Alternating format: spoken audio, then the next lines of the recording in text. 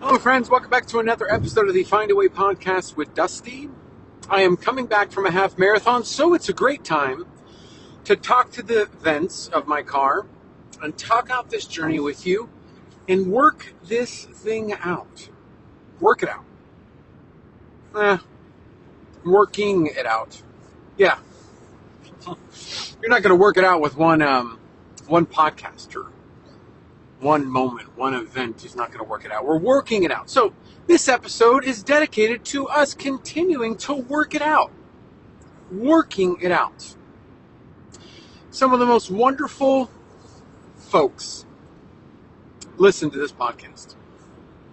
Honestly, there's probably about 50 to 75 individuals that consistently listen to this. So if you're listening to this, I appreciate you.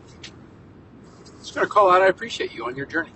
Thanks for sharing the journey with me. It's not just me sharing this journey and the different things that I've learned along the way to try to help, but you're sharing your journey as well, because the moments where you listen, you connect. A couple of you have made videos with some audio sampling from the podcast, and it's really cool. So I appreciate you doing the work together with me.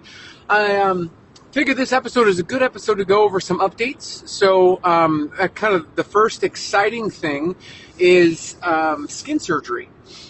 Skin surgery for my chest area is scheduled for May 23rd, 2025. I just recently on my GoFundMe hit a threshold to where in order for the doctor to say, hey, you can book this surgery date with the surgeon, you essentially need to come up with this much in order to do that. I hit that on my GoFundMe. So essentially I called the doctor and they threw out a couple dates. Now this is where it got a little dicey. So I got the quote last year, June of 2024, and the quote was essentially for just my chest area. And I think what my surgeon did is my first surgery, which was my fleur-de-lis appendectomy, hip to hip up the middle, removed about 12 pounds of skin. She did some liposuction as well. Now, the insurance covered a good portion. I think I had about... just for the midsection, because I think my original GoFundMe was for like $16,000, and that was because the cosmetic of the chest, but also the midsection. And so essentially I reached half of that on my first GoFundMe, and I was able to essentially get half done. I just recently put a post on Instagram that I'm happy that I got just one and not both done at the same time. Just how everything is settled and is now sitting, that it's best for her to go back in there and say, okay, let me assess what happened, how it settles, and then now do the second surgery. So since the insurance company covered a good portion and I was able to come up with the remaining with some exceptional people out there that really helped me get to my first surgery and be able to get it done, she almost did stuff to prepare for the second surgery so it wouldn't be as much and as bad. That's why I think a normal surgery for the chest area is typically like 15, 16, up to 30 grand, and mine's only 7,700 and some change. And so it's significantly less because I think she did a lot of the pre-work before, and I've been really trying to do what I can to work on my core, work on my body fat percentage, my muscle, kind of build good definition so she knows where everything's at when the surgery happens. And that's one thing I would say, if you're getting surgery, building muscle is really important because you're going to spend months not working out at all, not doing anything. So if you're going to be spending months not doing anything, a lot of that muscle mass or building that you build is going to end up getting smaller. And so for me, I've been really just trying to build definition so I can really give her a map underneath of kind of where everything's going to sit and lie, where it needs to sit and lie. And so this second go around, they were talking about dates in July. And I said, hey, well, I have a quote from June of 2024, and it's good for a year. If I get it done in July, am I going to have to get a new quote? And it's probably going to be more. Everything's more expensive. Over time, things increase in price. She goes, yeah, I would have to work on a new quote. And I just was like, listen, do you have anything between now and July? Just something to put me in a position to do that, because I've had my GoFundMe up for that. I've been really targeting and positioning myself with the release of a cookbook that's coming out.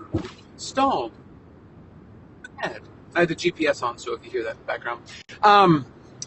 But like, I didn't know what was going to happen with them increasing the potential price, and I already had the GoFundMe going, all that. So she's like, would May 23rd work? And I went for it. Yes, May 23rd.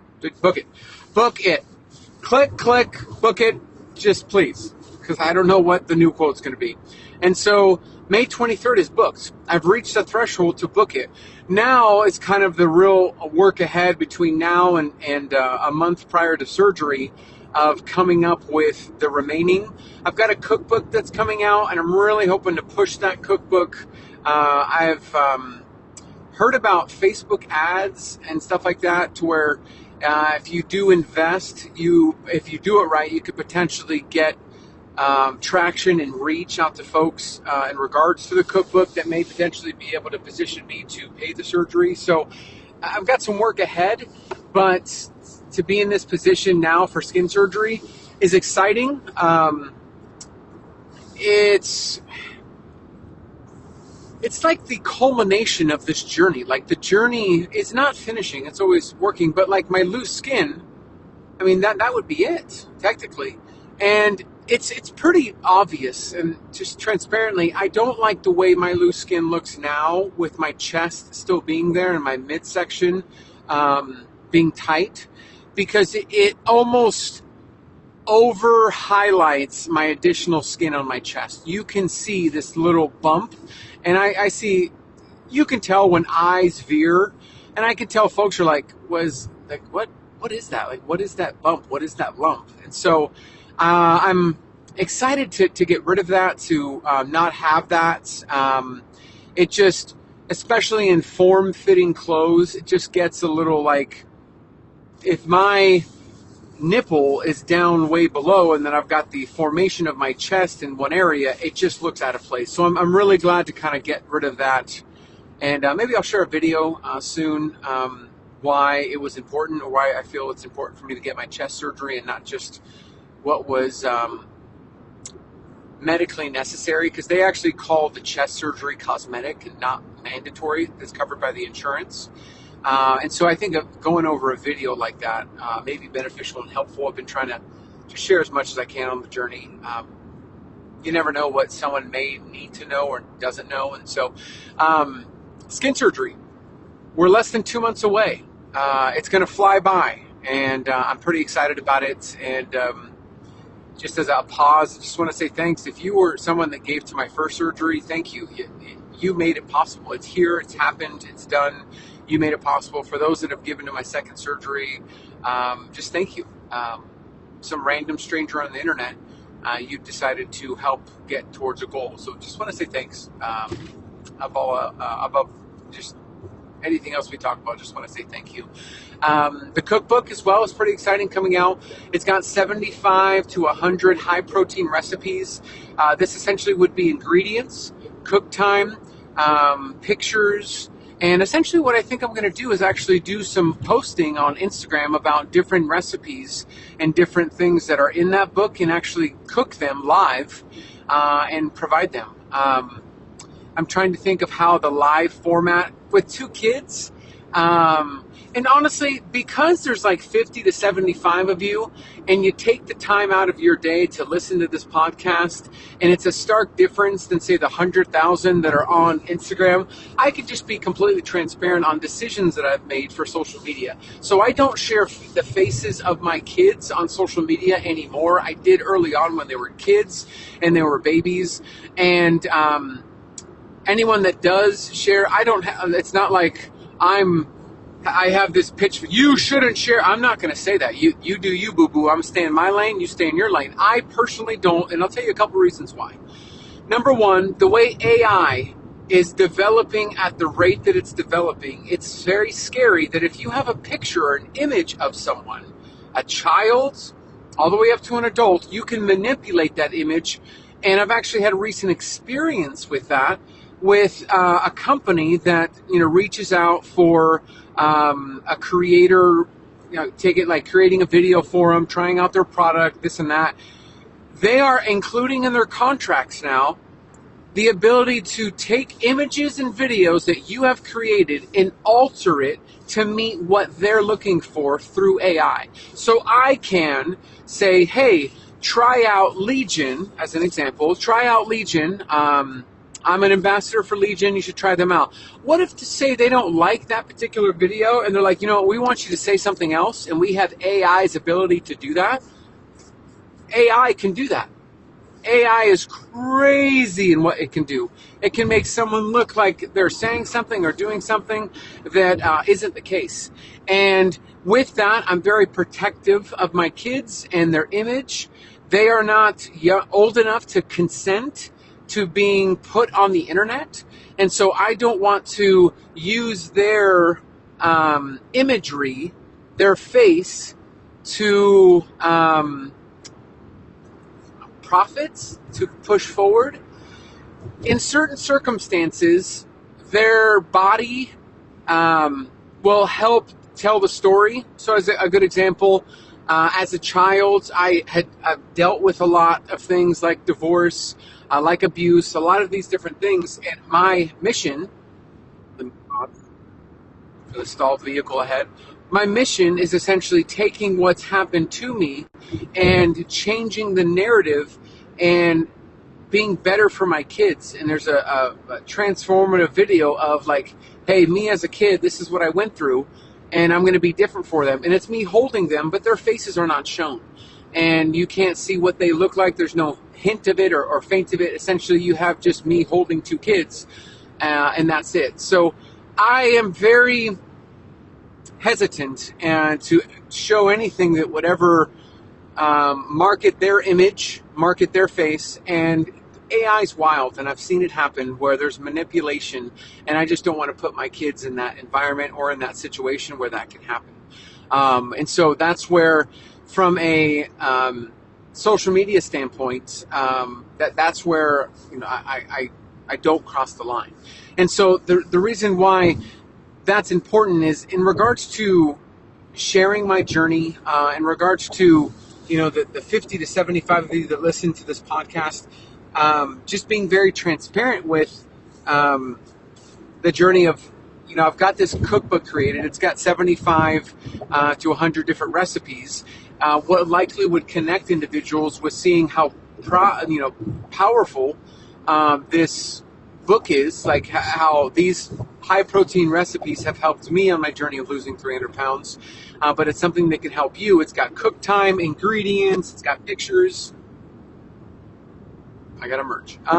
It's got all these things. Well, if I want to do a live video on Instagram, there's no way that I'm going to just assume that my kids aren't going to pop into those videos and be there. So that's where I'm going to have to be artful in it, maybe do pre-recorded videos, chop them up and post them. But kind of a cool, exciting thing is the cookbook coming out. And I think I'm on this, feels like I'm on this never-ending chase. Probably in 3 miles you're going to hear her again. Honestly, I might be able to turn it off and just look at the screen of where to go next. I think that'll work. But I feel like I'm on this ever-chasing feeling of feeling like there's enough that I've put out there that if somebody in my situation at 534 pounds would be fully equipped to be able to lose it and keep it off. Like, that's ultimately the mission. And not everybody's going to be at 500 pounds like I was. Not everyone's going to need to lose a massive amount of weight. Some, hey, I just need to lose 20 pounds. And there's different facets of what I share that could help with that. But I think the reaction,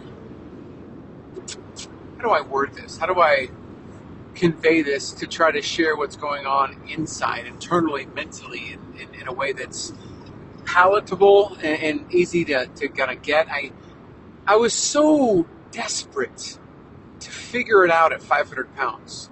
Felt like lost. I felt like I was drowning and sinking in my weight, that there was no hope, that I had tried everything, that I had done everything, and that there was just no way I was going to get over the hump and the mountain and the hill of obesity and struggling. And I just never felt like that was ever going to happen.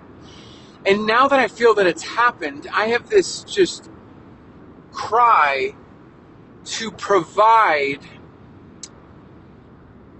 It just makes so much more sense. I have this cry to provide everything to someone that would say, okay, I have all that I need to be successful. Like, I've heard that before, like in the corporate setting, do you have everything that you need to be successful? Like, if you have everything that you need to be successful, then the only thing left is to apply what you've learned or what you know or what you have and apply it. That's the tough part. And there's things that I share and things that I the find a way mentality, mandatory Monday, a lot of things that I share is really trying to get around that apply what you know principle to it. But honestly, I think that's why I probably don't do 12-week coaching. Like, I see a lot of these folks sign up for my 3-month program. And these 3-month programs are like $600 or $700. Like, what? What? And hey, if you have found value, it's not like I don't want to knock. Like, if they provide the value of what they're charging, great. I can't imagine just saying, hey, I got $700 for 3 months.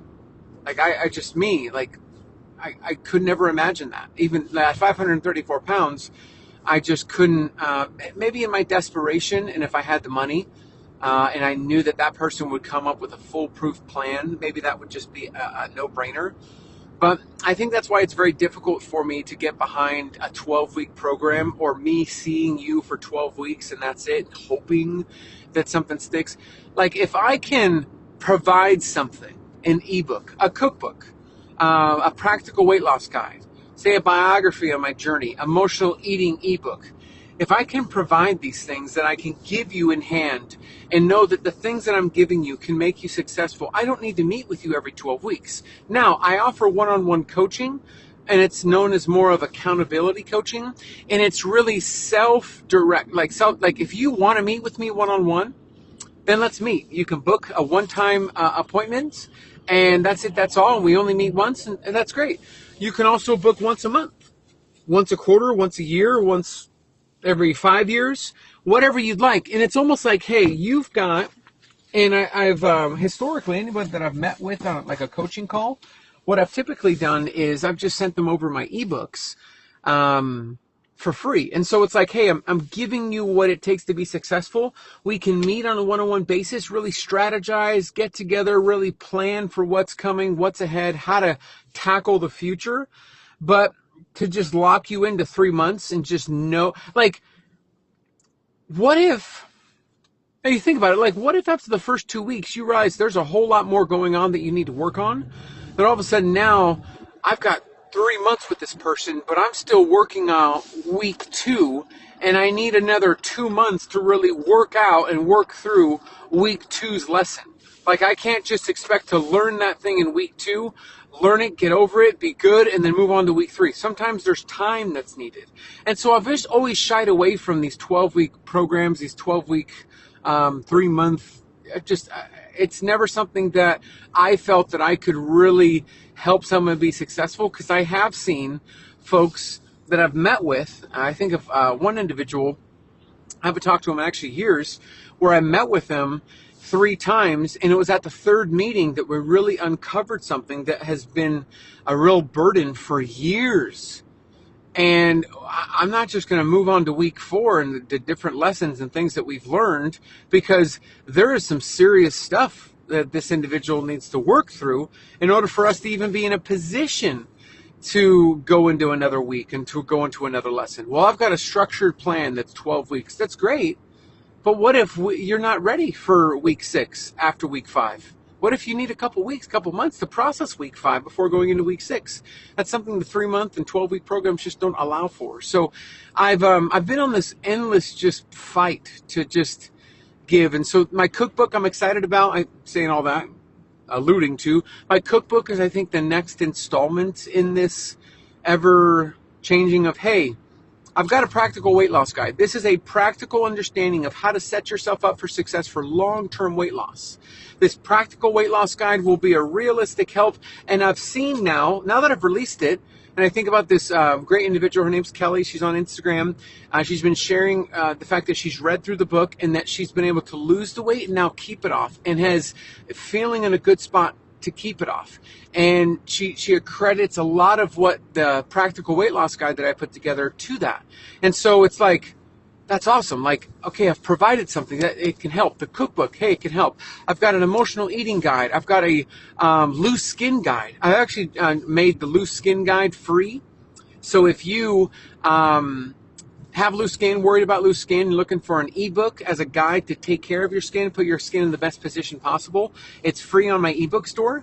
And the reason for it is because once skin surgery is done, I'm going to come out with volume 2, and it's going to really go over everything that you need without surgery, everything that you would need with surgery, a full encompassing guide on what it takes to take care of, handle loose skin. And so since volume 2 is going to be coming out, I have volume 1 for free. If you purchased, real quick note, if you purchased volume 1, you're going to get volume 2 for free. So know that, hey, it's free. I paid for it. You're going to get volume 2 completely for free. So know that you're not missing out or that you paid for something that someone else got for free. I have the list of emails of folks that have purchased it. They hold track of that. And I can just send you a copy of volume 2. And that's another facet of this ever-changing environment of me wanting to push you have everything that you need to be successful. Like, I want to put together as much as I can. And that'll ever change and ever develop. And as I think of different things that may help, putting stuff together. But, those really exciting things are, what's next, what I'm pushing for. The skin surgery number 2, just to touch on it again, as far as details on that surgery, I'm actually not reattaching my nipple. The main reason for it is that I've seen just some real misproportioned, one bigger, one smaller, in the wrong spot, doesn't look natural. And I'm thinking to myself, if I can get it completely removed and then I can tattoo a nipple, that might be an option for me. So I don't know. That's the plan as of right now, is to reattach, not reattach the nipple, but just simply tattoo the nipple. So I'm thinking to myself now of what that would look like, random thought. But the journey of now getting ready for that skin surgery as well is going to be a real high focus for me on high protein. I've been high protein, but it's like, I feel like my body. So this is what happened with my recent, kind of some different news. My Hone biomarker test, the results came back, by the way. And maybe I can kind of go into that, but it's essentially stating that my testosterone's in a good spot. I think it was 901, which is great. My blood work came back good.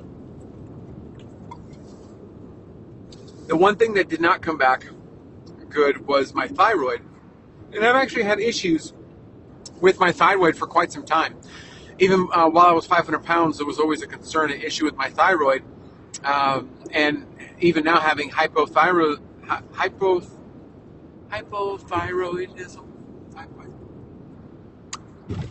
You're probably saying it to me, and I can't hear you. But hypothyroidism. I know that's not it because I feel like I'm saying it wrong. Hypertension. Is that it? You were saying it and I got it. Hypertension. I think that's what it is. So essentially, it leads to brain fog, low energy.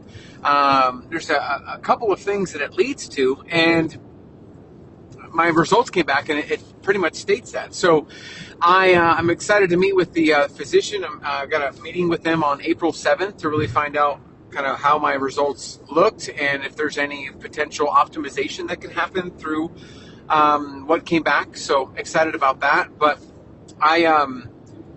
I've also heard that, especially with thyroid issues, that gluten is not too friendly with it. And those that typically have the thyroid issues typically go towards a or a gluten-free diet to just really minimize inflammation and minimize issues.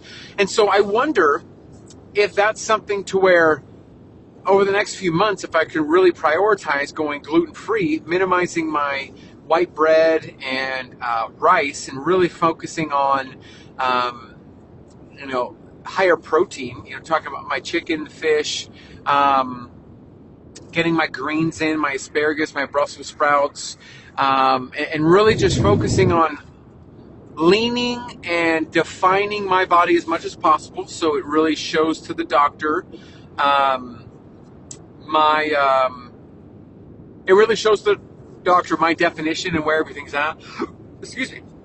That way when she performs a surgery, she knows where everything's at and it looks aesthetically pleasing. Because ultimately, I think the goal for me is to be able to go to a beach, take off my shirt, and me not be the cause of attention, or me not to be the immediate look to of because when you're over 350, 400, 500 pounds, it's an immediate attention grabber. And I've always been the cause of attention because of my weight, and I just want to disappear. I don't want to be paid attention to. And so I'm hoping that I can go to the beach. The kids are 4 or 5 years old. We go to the beach, I take my shirt off, and I'm not the cause of distraction or excessive looks, that I'm just another face in the crowd. That's my hope. That's what I would hope would happen. Of course, I don't know the future. I don't know what it's going to look like, but really kind of helping my surgeon by seeing. And one thing that she said is that my abdominal area was really well built up and strong.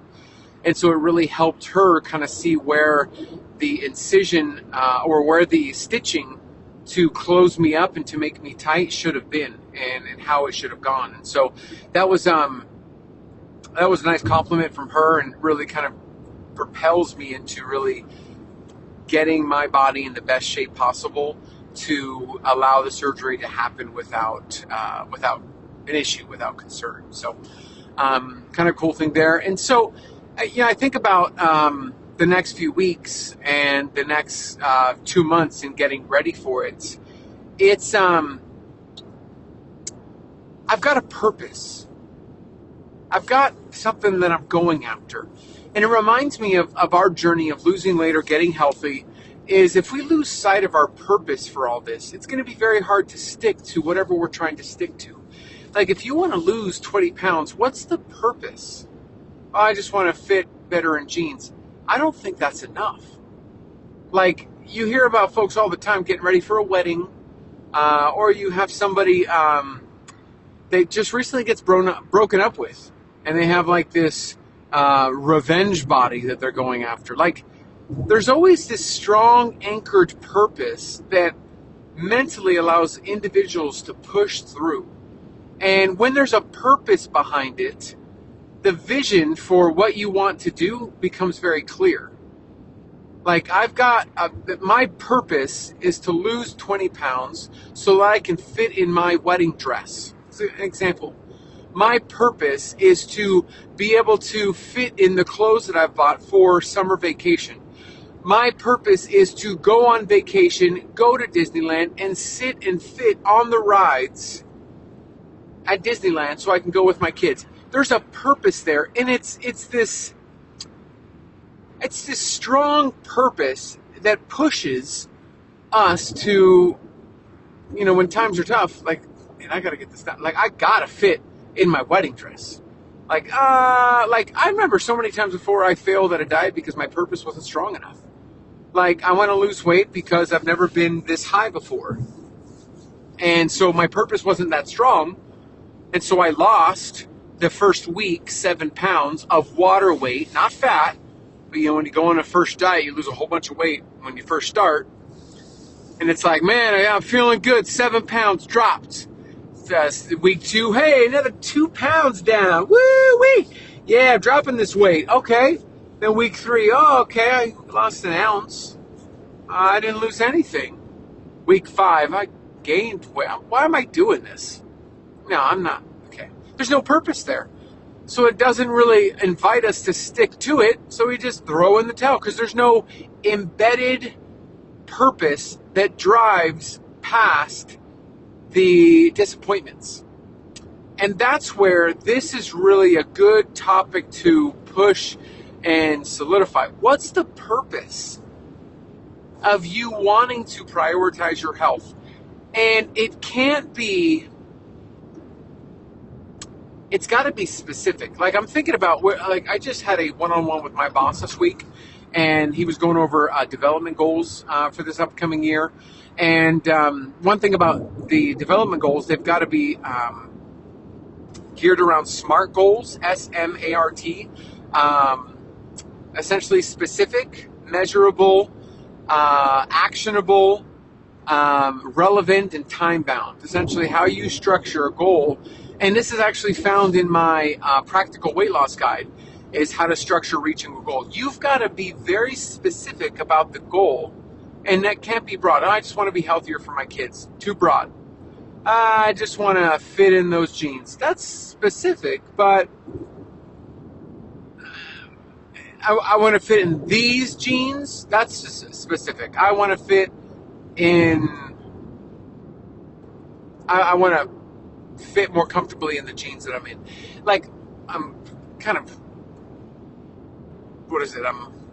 That's not the best example, that kind of second one, but it's got to be specific. It's got to be something strong enough and anchorable enough. Like, I want to be healthy for my kids. Too broad. Like, what specifically do you want to do with your kids that pushes you? Like, oh, I want to be able to go to the beach and wear a swimsuit or wear this without an issue. Okay, there's a specific. If you are like, I want to be healthy for my kids, it's just not like, well, I'm fine. I'm playing with my kids now. I don't need to, no, I'm fine. If you're specific with the particular goal that you've got, like, I want to be able to go on roller coasters with my kids.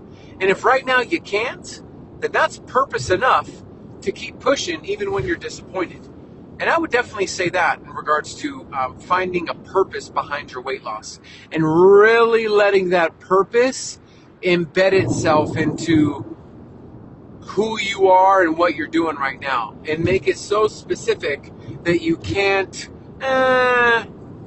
you just can't. That's going to be very important for success, because if you're just casually, like, I want to be healthy for my kids, if it's too broad, it's not going to work.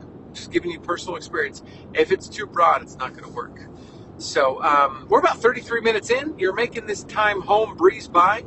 The half marathon was about an hour away. And so you're making this breeze by. I will wrap up this particular episode. I really appreciate the candor and the conversation and the talk. I think we went over quite a bit. I'll be sharing this one pretty quickly, almost right away. And then I've got 2 others recorded that I need to get uploaded and share as well. But this should be episode 285, 286. But I just want to say thank you for tuning into this particular episode. And I will talk to you on the next one. Take care.